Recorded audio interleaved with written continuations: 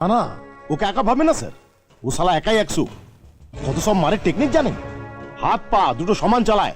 দাঁড়া, 22শে শ্রাবণ থেকে বজরঙ্গি ভাইজান, কিংবা MS ধোনির বায়োপিক বা দ্য তাসকেন্ট ফাইলস, কিংবা চমকে দেওয়া স্পেশাল 26, অভিনেতা রাজেশ শর্মাকে সবাই চেনেন। অভিনয় জগতের অন্যতম পরিচিত মুখ তিনি। বলিউড হোক কিংবা টলিউড, দাপিয়ে অভিনয় করে চলেছেন তিনি।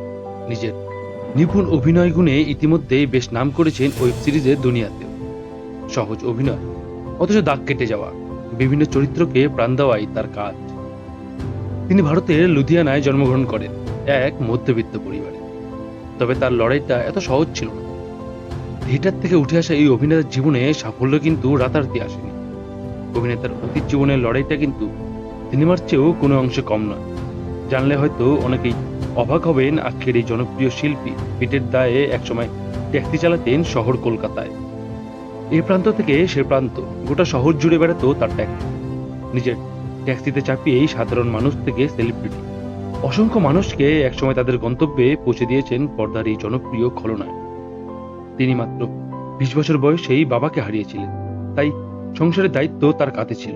এদিকে ইতিমধ্যেই অভিনয়ের প্রতি ভালোবাসাও জন্মেছে তার।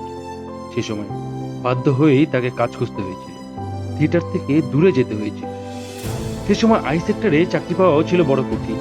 রাজেশ জানান, তার বন্ধুর বচ্চন সিং ধাবা নামে এক খাবারের দোকান ছিল, তারই দুটো ট্যাক্সিও ছিল। পরিবারের খরচ চালাতে তিনি ট্যাক্সি চালাতেন। তবে এত কিছুর পরও অভিনয় ছেড়ে দেননি রাজেশ।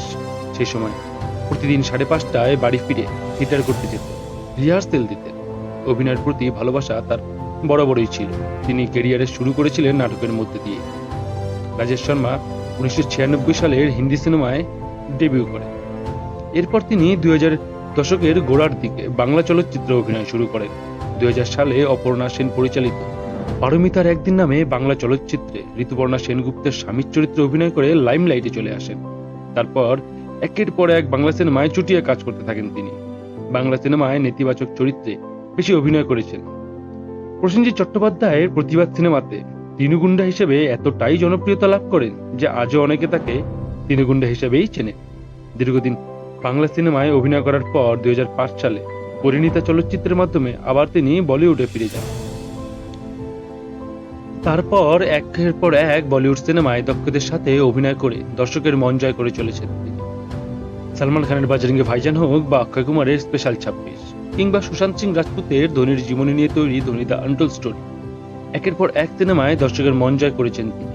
শুধু বাংলা হিন্দি না, পাশাপাশি তামিল, পাঞ্জাবি, ওড়িয়া সিনেমাতেও কাজ করে চলেছেন তিনি। এখনো দক্ষতার সাথে অভিনয় করে যাচ্ছে। রাজেশ শর্মা বাঙালি অভিনেত্রী সুদীপ্তা চক্রবর্তীকে বিয়ে করেন এবং পরে তাদের বিবাহ বিচ্ছেদ হয়। তিনি 2011 সাল থেকে সঙ্গীতা শর্মাকে বিয়ে করেছিলেন।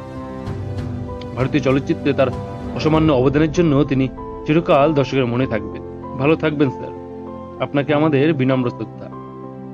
আর এমনই আরো মোটিভেশন ভিডিও পেতে আপনারা সাবস্ক্রাইব করুন মিস্টার রয় চ্যানেলটিকে।